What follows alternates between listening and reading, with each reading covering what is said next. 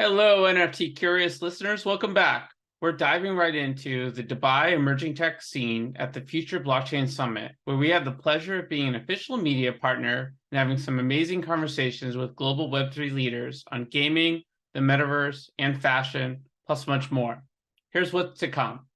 Listen to how Blowfish Studios is reshaping the whole gaming experience by integrating Web3 into this beautiful AAA mecha game called Phantom Galaxies, by offering NFTs as a cosmetic enhancement and introducing the Astro token with the help of Animoca brands. If you like Transformers or Japanese mechs, you're going to love this. Then, join us as we dive into the fascinating journey behind Upland's evolution as one of the largest digital worlds of Web3 and how they creatively filled the gap between gaming and the metaverse. Lastly, get a sneak peek at the future of Contour with Nova Lorraine at the House of Nova, where she ingeniously combined edutainment with technology to create this amazing fashion-forward project. We're ending with a bang on this final episode of Edge of Dubai. Don't have FOMO, get on the next Emirates or Qatar Airways flight and see the action for yourself. Let's hit it. Welcome to the Edge of NFT, the podcast that brings you the top 1% of Web3 today and what will stand the test of time. We explore the nuts and bolts of the business side and also the human element of how Web3 is changing the way we interact with the things we love. This podcast is for the dreamers, disruptors, and doers who are pumped about this ecosystem and driving where it goes next.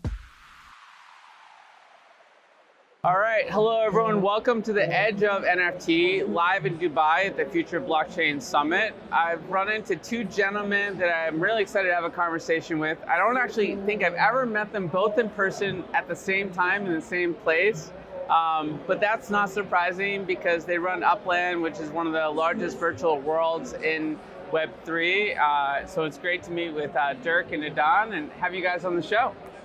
Thank you for having us. It's a pleasure. So I'll give everyone a little bit of your background, so we'll just jump right into it, okay? So Dirk is a Silicon Valley-based serial entrepreneur and blockchain technology enthusiast. He co-founded and co-leads Upland Me and serves as the chairman of the Open Metaverse Alliance for Web3, OMA3, which I'm also excited to talk about. And he's done a lot of stuff, all right? That's really the bottom line. And then Idan is the co-founder and co-CEO of Upland Me, and he brings you've also done a lot of stuff, but particularly in gaming, consumer, internet, mobile engineering, all those fun things. And thus we get into, Upland, which you guys were part of the first inaugural NFT LA, and you've been in this space for a really long time, so you have such a rich perspective that we can't nearly get into in this interview, but what does the world need to know about Upland? Yeah, I mean, that's probably how we all got started, right? Actually, we started in 2018, which makes us somehow OGs or whatever you call them, OG, right? Yeah, I mean, I was just getting into the space around then, so yeah. It's a very long time. And actually, I started already in 2011 with all blockchain. At that time, everyone was just talking about Bitcoin. Blockchain as such, as a buzzword, was not really around because I got really fascinated by it. I said, because I wrote once my PhD about private state-controlled currencies. I said, oh, Bitcoin, this is a cool concept, right? Since then, I never let go. And then in 2018, Idan, Honigstein, our third founder, and we put ourselves together. I said, when we want to build something, we have to build something that's ready for the mass market, right? And we were thinking lots of concept during that time. I said, okay, first of all, what does everyone understand? Let's take the idea of Monopoly. Let's get inspired by Monopoly because I think I've never met anyone who does not know what Monopoly is. Everyone's played, and everyone's had those long games that they're like, do I want this to end? No, this is actually really fun, right? Yeah, exactly. So that was the first thing. The second thing was, okay, everyone's talking about VR headsets and so on, but no one's really yet using it, right? We said, okay, where are people on? On mobile phones, right? Okay, let's do mobile first. And then we thought, okay, blockchain's really complicated in the sense of, private keys, wallets, and all that. We said, okay, mass market is not ready for that. So that was somehow, the requirement. We said, okay, when we want to build something, it has to be easy to use and so on. And then we also add this whole real world component to it, where we say, okay, Upland is based on the real world. We're currently live in 23 cities in the US. 3 in South America, 4 in Europe and Tokyo. You don't have to be in those cities to play, but that's how we all got started, because it creates this emotional, attachment to a place like San Francisco, New York, or London, where Boston, we also open. where I'm from, No, right? Boston is not open yet. I'm sorry. Well, it's got to be coming, because there are some diehard Bostonians out there like myself, even though I'm in LA now. So, Idan, I got to ask you, I imagine your gaming background kind of fit into the mix here, because like you were sharing with me, you have 30,000 active users daily, which is really incredible. Not everyone realizes that, right? But that takes some gamification. Was your background in gaming sort of those fundamentals key to how you sort of created Upland? Yeah, absolutely. I think what's important is that, in the consumer space, and we're talking beyond the crypto crowd, right? We're talking about mass audiences. It's really hard to catch people's attention, and even once you do, it's really hard to convert them into engaged players. And some of the things we use to do that is gamification loops. So when you walk into Upland, it's an open-ended world. It's an open metaverse. It's really easy to get lost in all the things you can do and engage with. And that's why you need some simple loops to kind of first of all, grab people's attention. And again, Dirk mentioned the immediate connection to Monopoly, so you immediately understand, getting properties, completing collections, building up your properties, etc. That's the basis, but then you discover more and more. So things like community building and world building and things like car racing and kind of deeper engagement loops, with brands like FIFA, the FIFA World Cup and the NFL Player Association. So to get deep into that funnel, you need some gamification to keep you engaged until you are able to comprehend and discover and go deep into the product. Yeah, it makes sense. So you guys have done a lot of collaborations and partnerships over the last sort of 5 years. I'm sure that, I know this is asking for who your favorite child is, but I'm sure there's some warm spots in terms of your hearts, in terms of some of the collaborations you've done and activations. Are there any sort of that you think about fondly, I guess? Well, each of us is going to give an answer. Because I know what Dirk is going to say, I'm going to leave it to him. So I will go with one of the more recent partnerships we've done with a Brazilian racing league called Stock Car Pro Series.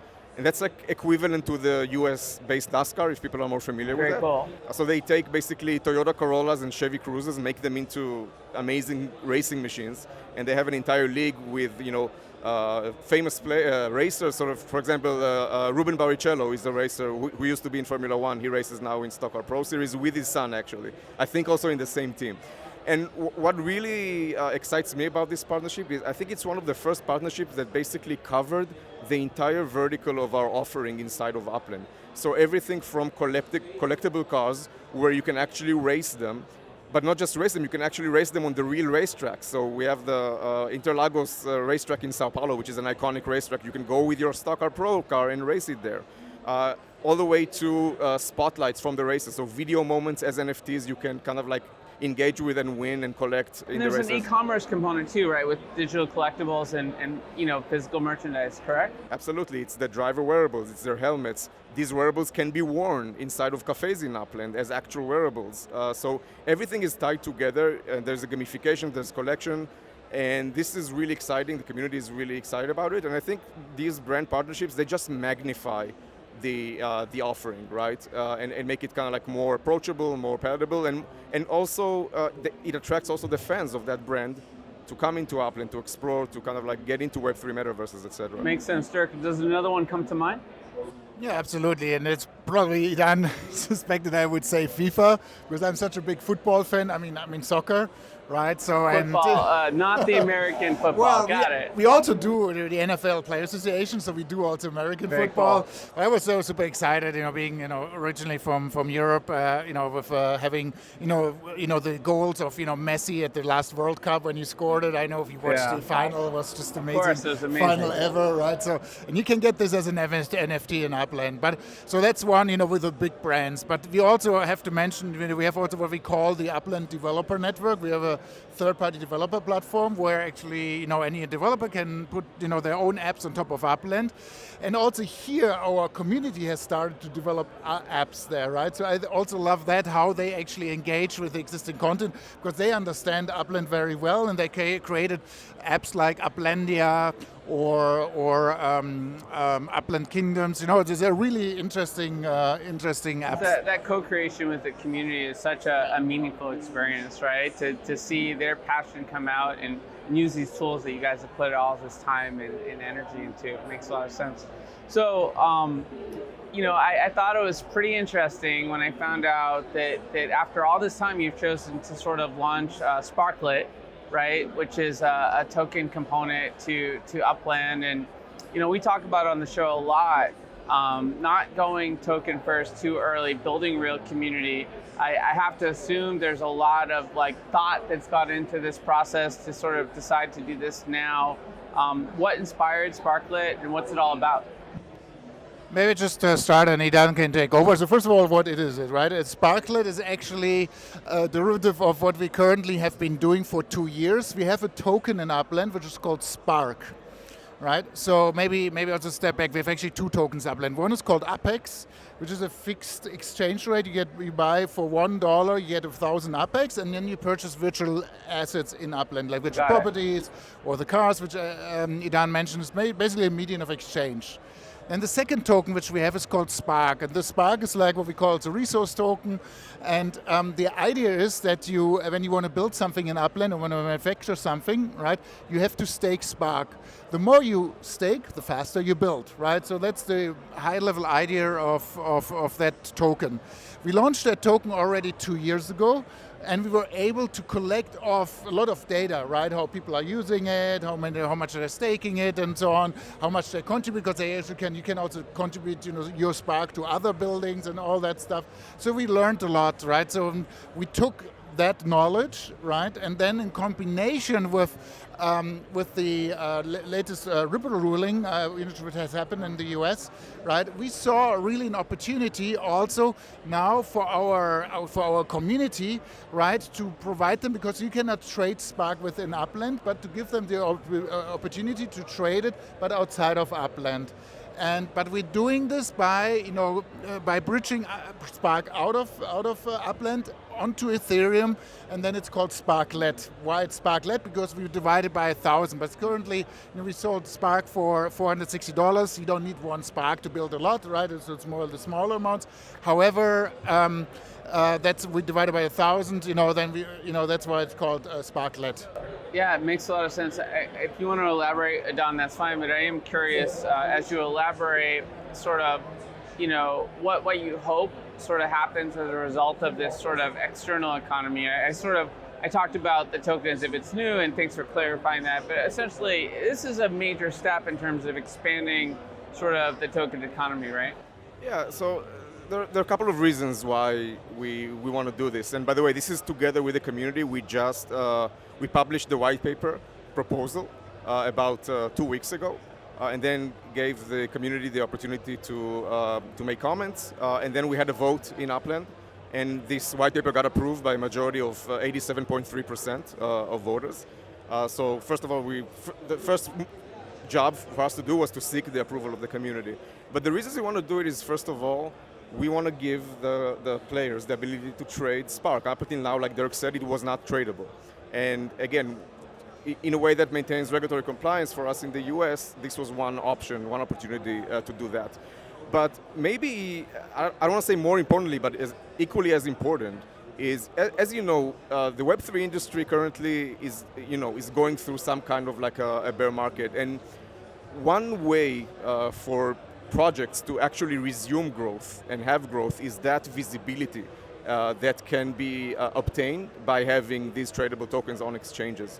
As it gets more and more tough for projects to actually grow by traditional means, like acquiring users on social media, appearing in blogs, etc., this is a major opportunity for growth for Upland, which we want to kind of like seize with both hands. And then the other thing is, again, it gives us a bigger, visibility and credibility in the wider Web3 community. Because up until now, it's pretty funny, because Upland has been able to recruit audiences from the mass markets. They were not necessarily crypto aficionados. And if you ask like the Web3 native community, what are the top metaverses, right? Oftentimes, Upland would not be up there because it doesn't necessarily identify with Web3 metaverses because it didn't have a token. So that's another important, because Upland has its place among the top metaverses in Web3 for sure.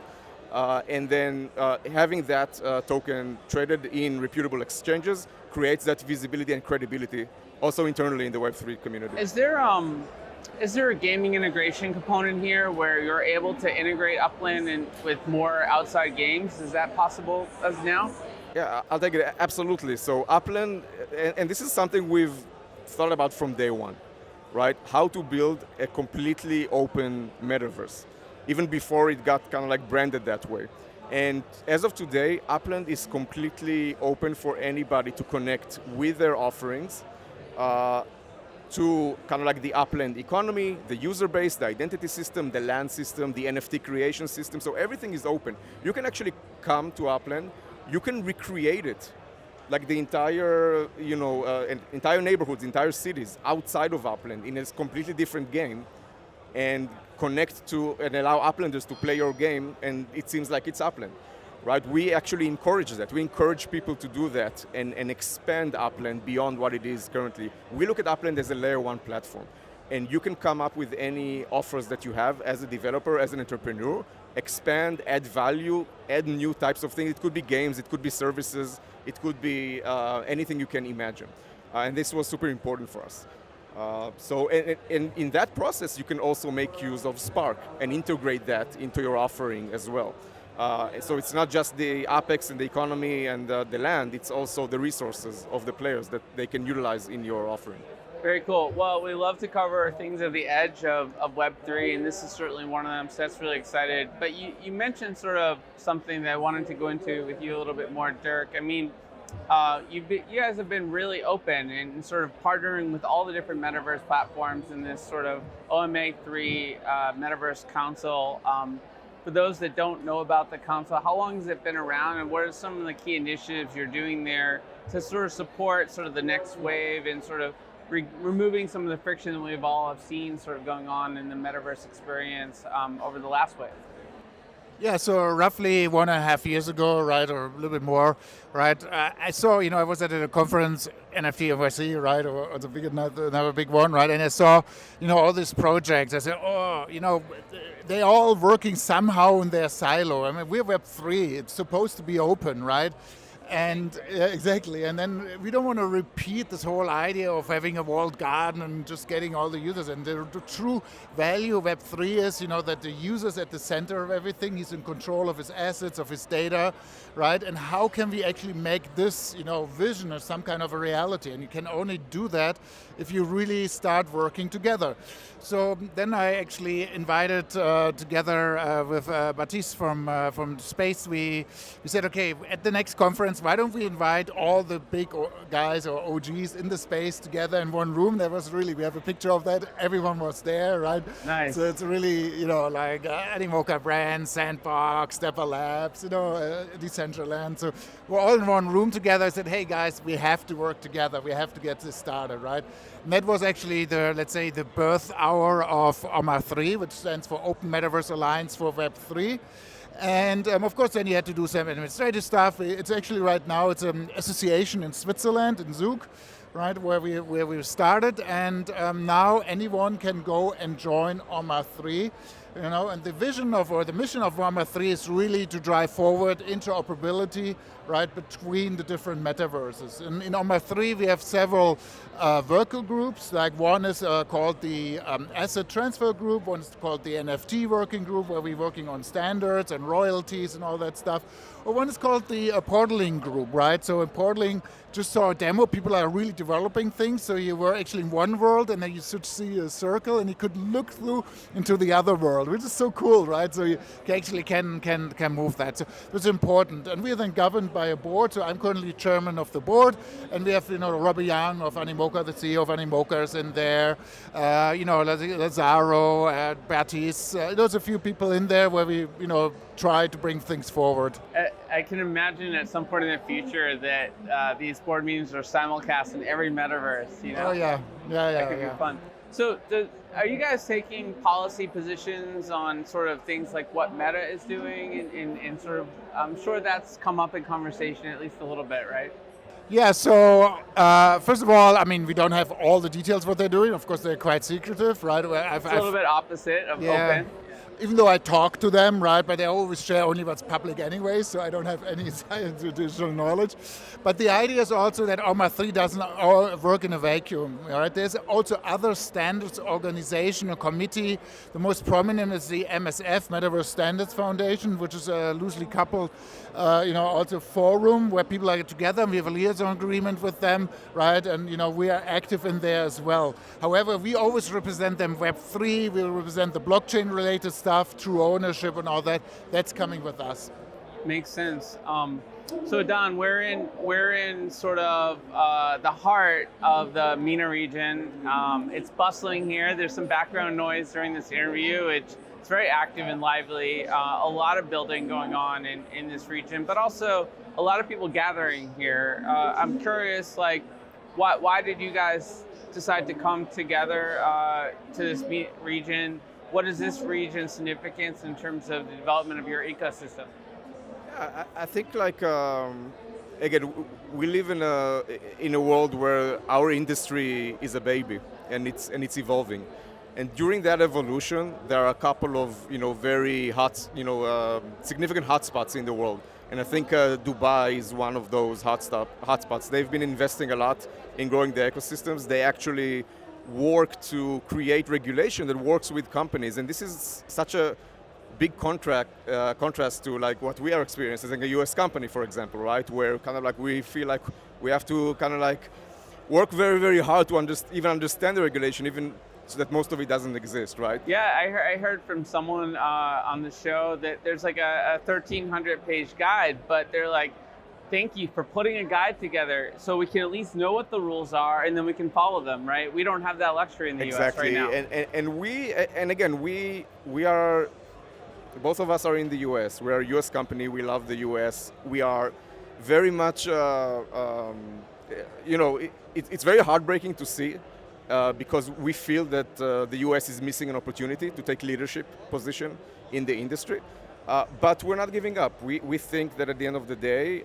so there's something to learn from what's happening here and to share with folks in the US. 100%. And it's always good to be engaged in these ecosystems and be active and learn from what's happened, connect with people.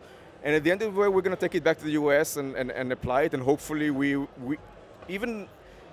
I don't want to be presumptuous, but we want to be in a leadership position where we spearhead, how to do things right in the US, and hopefully, regulation and legislation matures, and we can work hand in hand to to a better point.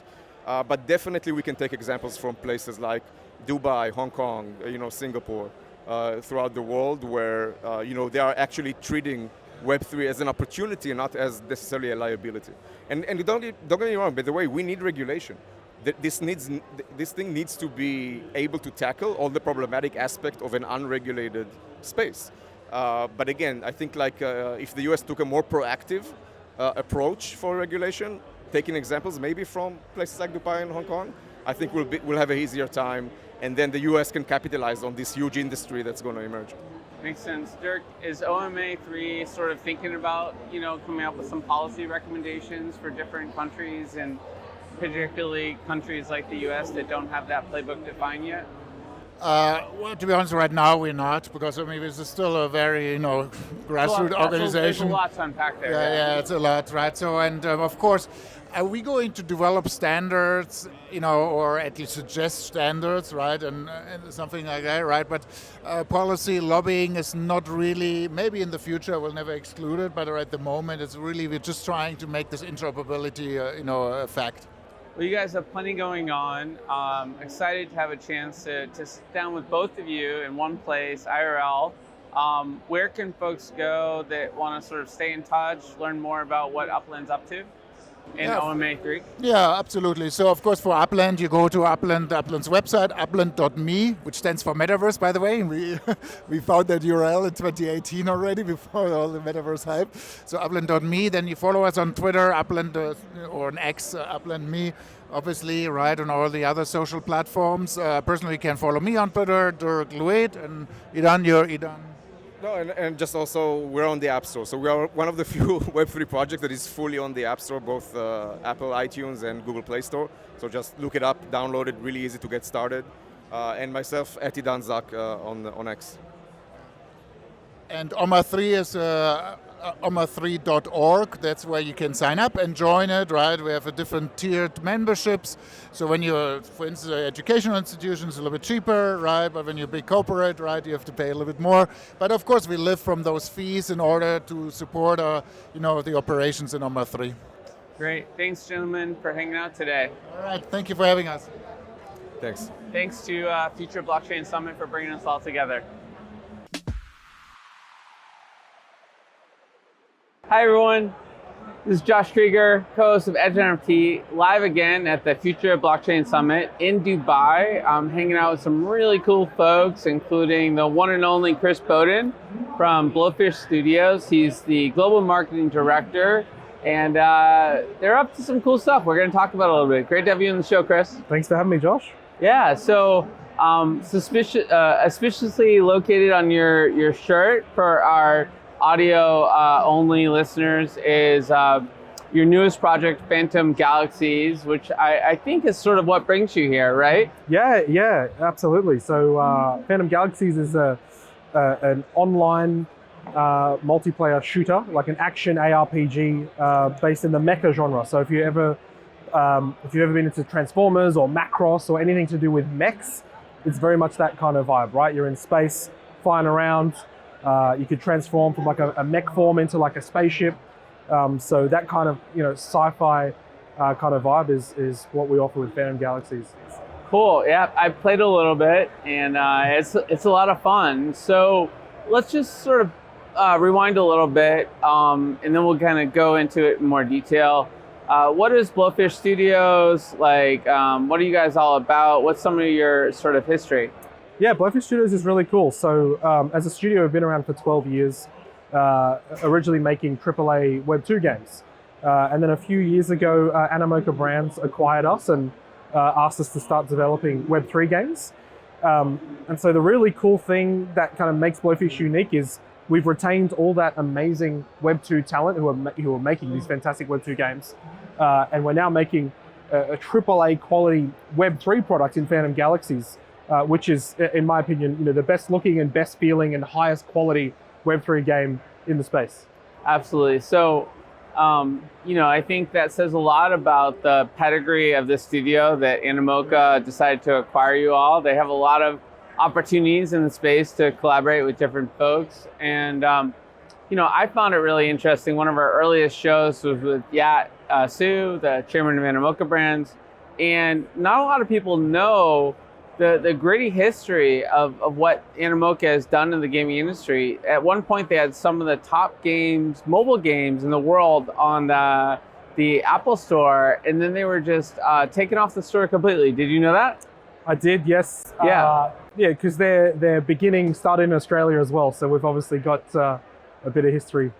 Cool. So they were taken off, and that was because they were so effective at cross-marketing their games, and Apple couldn't figure out why this company from Hong Kong had all the top games in the space, and they were doing a lot of cross-pollination. So you're in a good family now, and you guys have sort of come out with this game. Why Web3 for this particular game? What's sort of fitting from a use case perspective? I think there's a need in the space for AAA games as a whole, right? So looking at it from that lens, it's do we have the quality to bring Web3 gaming to the mainstream? And then beyond that, you look at, okay, what genres are people wanting content, or where is there perhaps a gap?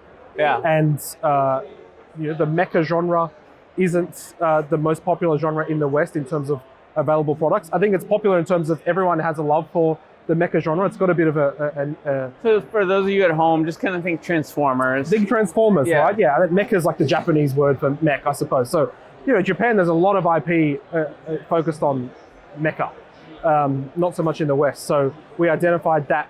That was one of my favorite shows, by the way, Transformers. Amazing. Yeah. I mean, that was back in the day. I'm dating myself, but yeah. I mean, I think I owned a bunch of them, and I was always part of that world. Fantastic. Well, you'll love Phantom Galaxies then. It was fun. It was fun playing it. So you're, sorry for the intrusion. You were talking a little bit about sort of that's a unique sort of genre. Yes. Something that you could really sort of use some of the Web3 attributes with, because with your mech you can do so many different things. Yeah. So in terms of the Web3 elements, where kind of strictly we don't want to be pay to win in any way. So the NFTs that you can purchase in Phantom Galaxies are cosmetic only, but still really, really cool, right? So we'll have a suite of cosmetics that can make your mech, look, shiny or whatever color you might like. That's kind of our focus with the Web3 integration. We also have the Astropher token as well, which has in-game use cases as well as outside of game. So you guys are sort of thinking about this stuff day and night, eating and breathing, living sort of how to integrate Web3 in a thoughtful way. Some of those considerations are around personal identity, and sort of the play and earn mechanics and ownership and whatnot. What have you found sort of is working effectively, and what are things that don't work, like where you're not as focused? It's a really good question. I think ownership, as you mentioned, is where you have to start, right? Because if I look I'm a gamer myself, a Web2 gamer originally, and what appealed to me initially about Web3 games was the ownership aspects, right? In so many games, I will transact, I'll spend a lot of money, and I've got nothing to show for it. And so when I found out that I could actually own those assets, that was really appealing to me. I think there are a lot of other amazing benefits that Web3 offers that are probably a bit further down the track. So, interoperability is one that gets spoken about quite a lot, but probably doesn't exist in as many games as you would like, or as is spoken about. So that probably comes a bit later because there's obviously a lot more technical considerations. So yeah, for us at the moment and for myself, it's the ownership is the message that I feel is the strongest that's going to bring us to mainstream adoption. That makes sense. And sort of where are we in the life cycle of Phantom Galaxies? You released your beta a little while back, and I guess you by the time folks listen to this, there'll be some new sort of milestone achieved, right? Yes. So on November 2nd, we launch into early access, and Phantom Galaxies will be available on Steam and Epic Games Store. It's pretty big news. So the version of the game on Steam will actually be free to play, which is huge. There aren't many Web3 aligned games on Steam, so that's massive for us. And on Epic Games Store. Congrats. Yeah, thank you so much. So for those listening, you can already go and wishlist the game on Steam and Epic Games Store, so you get your notifications when we're live. But yeah, it's going to be a huge moment for us. Cool. And you guys decided to come out to Future Blockchain Summit. Thanks to them for bringing us together. Obviously, the gaming economy, everyone plays games globally, right? Where does sort of this region fit into your overall sort of, focus from a marketing perspective, and what are some of the other regions that you think about? Yeah, I love this question. So yeah, the Middle East is very close to my heart, right? In my career, I've been from Australia, but focused on the Middle East. Just by chance, it's worked out that way. And cool. So it's like coming back to your second home. Exactly. And so this is actually the first time we've been able to bring Phantom Galaxies to the region, which is really exciting. And so, I'm personally kind of leading the charge internally to continue expanding us in the Middle East. And look, I think the Middle East is, when it comes to innovation and new technologies, it's always at the forefront, right? And that's what I love about this region. People always want the latest, most innovative, best technology. People don't need to wait to feel comfortable with things. They're just going to jump in. And so I see the Middle East as a key market for Web3 gaming. Yeah, I don't know what it is. Maybe it's the time zones where they're sort of intersecting with both Asia and the US, but everyone here is ready to do things, right? To create, not just talk. Like, there's a lot of building going on here, and a lot of high quality sort of business deals that are getting done, not at the superficial level. What's been some of the sort of feedback you've gotten on the game so far at the booth? It's been phenomenal. I mean, the number one thing people say is like, oh my God, look at the graphics. How is this a Web3 game? It is, my personal opinion, again, it is the best looking Web3 game out there. It looks phenomenal. And I No think, bias. no bias at all. But we get that genuine reaction from people when they walk past. We've got a foundation here that we can really build off of. I mean, we're going to early access, but we've got a long-term roadmap to an eventual full launch, and then just constant building. And like we've really got an amazing product in our hands. I'm excited. We're definitely going to have to, talk again and check in, as you guys keep building and doing cool things. Hopefully we can bring Phantom Galaxies to LA at some point in the future. I think that would be a cool audience that would really enjoy seeing this game IRL. I guess you mentioned the website. Where can folks sort of stay in touch with you and sort of follow along what you guys are doing at Bulletproof Studios? Yeah, so phantomgalaxies.com is our website, and we're all across social media if you search for Phantom Galaxies. Again, I think right now, first and foremost, wishlist the game on Steam and Epic Games Store. Check it out. The pages are already live, so you can go ahead and wishlist and be ready for that launch into early access on November 2nd. All right, gear up all you Transformers fans, and I know you probably want to actually see the game, so we're going to have some fun here and go through one of the many halls of this big conference and get to see folks playing the game, and who knows, maybe we'll oust them or find a seat so we can play as well. How's that? Let's do it. All right, let's do it. Hi everyone, Josh Krieger here, co-host of Edge of NFT, live at Future Blockchain Summit, again in Dubai. It's a day 2, fun morning here chatting with Nova Lorraine. It's great to have you on the show. It's great to be here. So it's always fun to meet entrepreneurs that are also in podcasting and media. We'll get into your bio a little bit and then we'll jump into a fun conversation. Sound good? Yeah, let's do it. All right, so Nova is the founder, creative director, and editor-in-chief of Rain magazine since 2007. She's interviewed luminaries like Mark Cuban, Kendall Jenner, Damon John, Nikki Hilton, the list goes on. And she's a multi-talented creator with awards like Best Contour Designer of the Year, featured in Vogue Italia, and she's also a poetic storyteller. She's been nominated for 2 podcast awards, including Podcast of the Year and People's Choice Podcast Awards. That's pretty amazing. Can you be my coach? And in the metaverse, she's launching 2 podcasts as well. And she's doing a project called raindrops.io, which is an NFT art house. And she serves for advisor of all different DAOs, which is a magazine, and we'll get into some of your other projects. Yeah. I'm sure I missed some things, but that's okay. It's great to meet you and excited to learn more about what you do in the world. So I guess the first thing is starting a magazine is not easy, right? Yeah. It's not on my list of things I want to do. So why start Rain magazine and how has that journey been for you? Yeah, great question. I mean, I admire it, don't get me wrong. No, ignorance is bliss, because I didn't come from the publishing world. I did a stint as an editor at a major publishing house and was really passionate about helping other creative entrepreneurs. And I was like, I'll just launch a magazine and it'll be a multimedia platform. And it'll be my way of giving back to the creative economy. And that was I was like, I like to write and I know a photographer, it was just again, ignorance is bliss. But what led me to that journey of launching Rain was I had been in the fashion industry for about 5 years at that point. I had pivoted from clinical psychology. So I was pursuing my doctorate and had a divine download one day that I was gonna help people through my love of fashion. So I pivoted, finished early with my master's, went on to FIT New York and started that journey. Literally just had a business plan and a dream, and that was it. And as incredible as that ride had been during those 5 years with the awards and the accolades and doing incredible shows all over the world, it was still very challenging.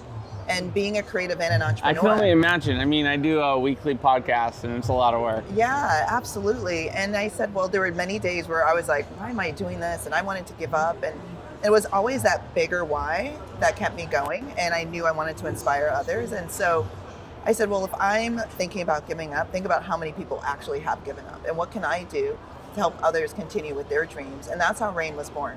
So it was truly like this passion project, wanting to fill this higher purpose. And I, came across the concept of a virtual company way back when, in 2006. And I said, I'm going to do this virtually. At the time I had a showroom for my collection. I had just opened a store, and I said, I don't want any other physical anything. So I had just had a baby, so I had no, this is gonna be virtual, and I don't want to be limited by the talent that I can have as part of this, this new dream and baby I was creating. And so a group of 5 of us launched Rain. And when did the podcast come into the mix? Yeah, so the podcast journey, interesting. I wanted to do a digital radio show, but the technology wasn't as accessible then. And so my first audio interview with Josie from the Pussycat Dolls. Nice. And loved it. I was like, this is such a fun medium to have these really intimate conversations. And so that led to podcasting in 2019. So I did that interview maybe around 2016, 2017, but then full-blown dove into podcasting in 2019. Okay, and I got to ask, because we started audio only as well.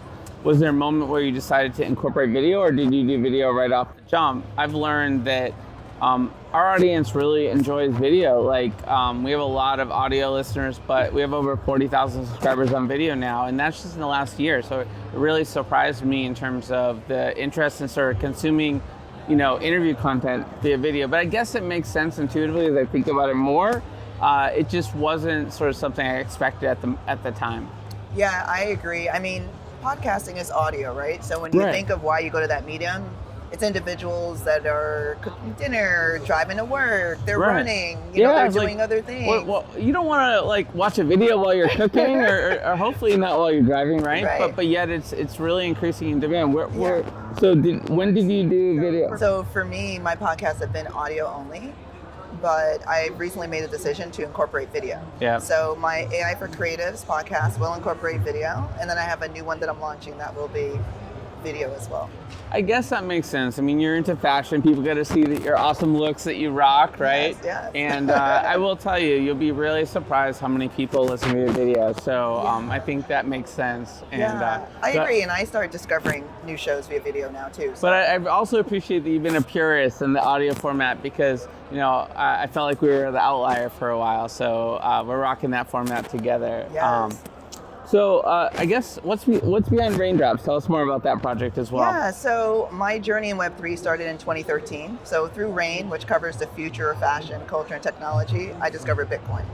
And so did a story on Bitcoin, fell in love with this concept, and tried to get a mining machine at that time. But I was a little too late. Unfortunately.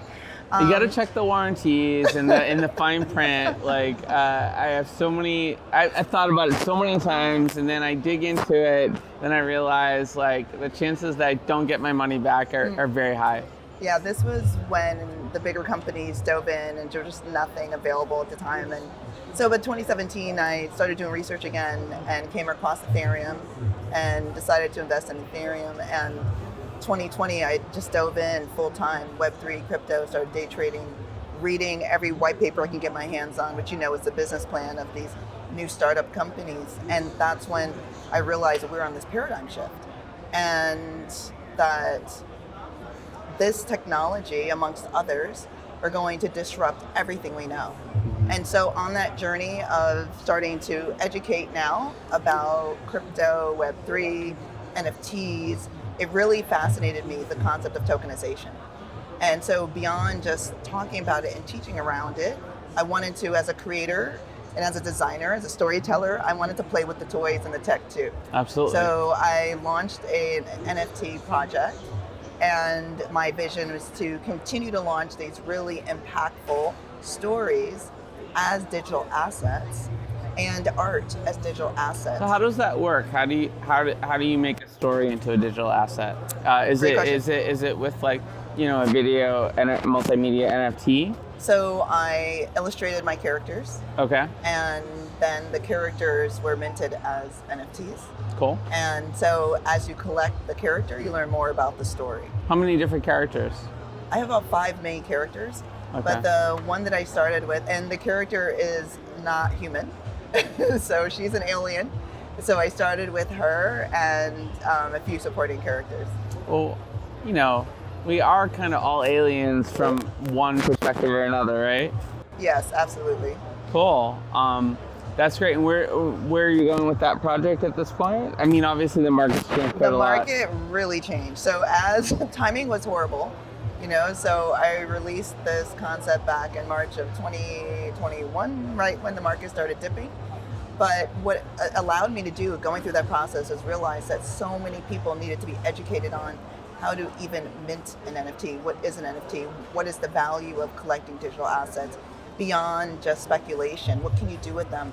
And so from there, that led me to just advising many startups and founders in the Web3 space, getting into immersive environments, building with immersive technologies such as Unreal Engine and Unity. And then that led me to AI, which is where I am now. I love that. There's so much about sort of your focus in terms of edutaining folks and sort of being curious that I can relate to personally in terms of what's happened with our, company over the last 2 years. It's been a rocket ship, right? I'm sure you've experienced that since starting Rain. Speaking of rocket ships, those ships are eventually going to land on other planets, and from what you're sharing, your newest project will help people look good when they're on those trips, right? So tell us more about that too. Yeah, so a summer ago, about a year ago, I was in an accelerator, a NASA accelerator. I love how you just casually dropped that, Yeah, just casually. It was a tech-to-transfer program in conjunction with Virginia Science and Research Park, Virginia University. Oh, cool. Yeah. I went to William Mary, so. Oh, okay, yeah. okay. So this was through Virginia Tech, and it was there that I had this inspiration around the House of Nova, which I describe as the future of couture. So how can we use fashion with storytelling, powered by technology, to really make a difference, to really create impact, to raise consciousness? And then how do we take this new medium of fashion, this fusion of fashion, into the future? And what I see as the future is space travel. And so if we're looking at commercializing space travel, and then eventually... What's the timing on that, by the way? So rumor has it, now, we are 2023. Yeah. From what I remember reading, 2030 in terms of a hotel on Mars. Okay, not that far away. Not that far off. All right. Who knows, in terms of if and when it will, make that timeline. But I will be ready when that hotel opens. I love that. And I want to continue to look for ways to incorporate fashion in areas and industries that have not yet been tapped. So for that type of situation, I'm just thinking it through from an entrepreneur perspective. Different planets have different sort of atmospheres. Maybe the clothing has to have different types of properties in it to sort of not only look good but also withstand the elements, right? So what have you what's your sort of, are you gonna have different lines for different planets? Like, how's this gonna work? Oh, yes. All right. If you're gonna take that idea, I'm totally fine with it and run with it. I was just focused on Mars space, line. but if we could do like the Mars line, the Venus line, initially I'm focusing my collection on individuals here on Earth and what they'll be needing it for. Okay. Bring it into various mediums, with technology such as AR, immersive environments, using generative AI in that workflow as well, and working with institutions and organizations such as Fabric, which is out of Arizona in the US. They're a digital fashion innovation center. Yes, cool. Yeah, so both virtual and digital research and development, and working with organizations like that to bring these new ideas to the forefront in terms of what fabrics would make the most sense if we were taking it to another environment or another planet. But then how can we use these innovations here and now, and how can we distribute fashion in a way where it can scale and reach so many more people? Couture is very exclusive in the physical form, but it's much more accessible in the digital form. And so how can we use that, not just for gaming and wearing in these virtual environments, but then also for inspiration, storytelling, and a new way of exhibiting art. Makes sense. So speaking of couture, there's a lot of that in Dubai. I described the city to one person as we're walking around. It's like Rodeo Drive on every street. I feel there's a lot of good fashion here. Absolutely. By my layman taste. But we are in this region. Is this your first time in Dubai? This is my first trip to Dubai. Okay, mine as well. What brought you here at this moment? Because we've all known about Dubai for a while, Yeah. but we're here now, you're here, I'm here. And what's sort of the significance of this region and from your perspective now that you're on the ground? Yeah, thank you for that question. So I'm here for GITEX. I'm speaking on 2 panels, one today. I taught a workshop yesterday, which was AI, fashion, and blockchain. Great. And how that is disrupting fashion and online retail. Speaking on 2 fashion workshop or panels today and tomorrow, and I'll be doing a keynote on Web3 and the future of fashion at the World Trade Center as part of GITEX as well.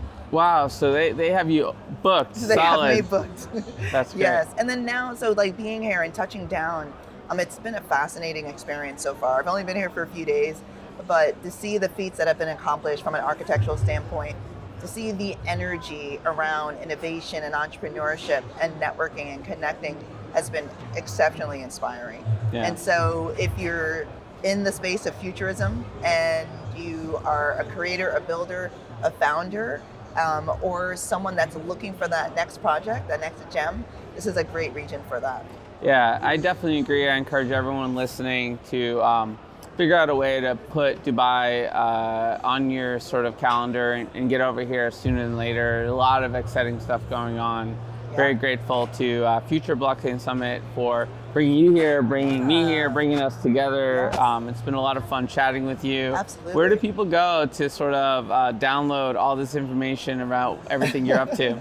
At Nova Lorraine, and that's Lorraine on most platforms. I'm most active on LinkedIn, getting more active again on Instagram. I'll be announcing new art and fashion that I'll be releasing and a project that I'm super excited about. So definitely you want to follow me to get more info on this. Is a project around the lunar launch, the next lunar launch that's happening, that's taking place on the Space Coast out of NASA. And there were 222 artists that were selected to have their art presented in this art preservation project. So the digital assets will be minted on the blockchain. Awesome. And sent to the moon. So There we I'm go. one of those artists where my fashion will be minted in part of this art preservation project, part of the lunar launch. And thanks to Bit Basel for curating me as one of the artists. Oh yeah, definitely know those guys. Have been to their events, so you'll let me know when that's ready to happen, and we'll sort of share that with our community as well. Yes. Such a pleasure to have Such you on a the pleasure show, being here. and good luck with all your speaking. I hope you have a chance to do a little shopping and enjoy I the was culture here. literally just saying that on the way here this morning, like I need to go shopping before I leave. I mean, you're in the biz. There's a lot of fun stuff, so make sure you fit that in. Thanks for hanging out. Thank you so much, Josh. Absolutely. The views and opinions expressed on Edge of NFT reflect solely those views and opinions of the show hosts and its guests. Please make sure to do your own research. Our show is not financial advice. You understand that you are using any and all information available on or through this podcast at your own risk. Whenever making financial decisions, we recommend doing your own research and talking to your accountant for financial advice. From time to time, we may feature sponsored content on the show for which we receive value, and we may share links for which we receive a commission if you make a purchase through one of those links. Refer to our website, www.edgeofnft.com, for our full disclaimer, terms and conditions, and privacy policy.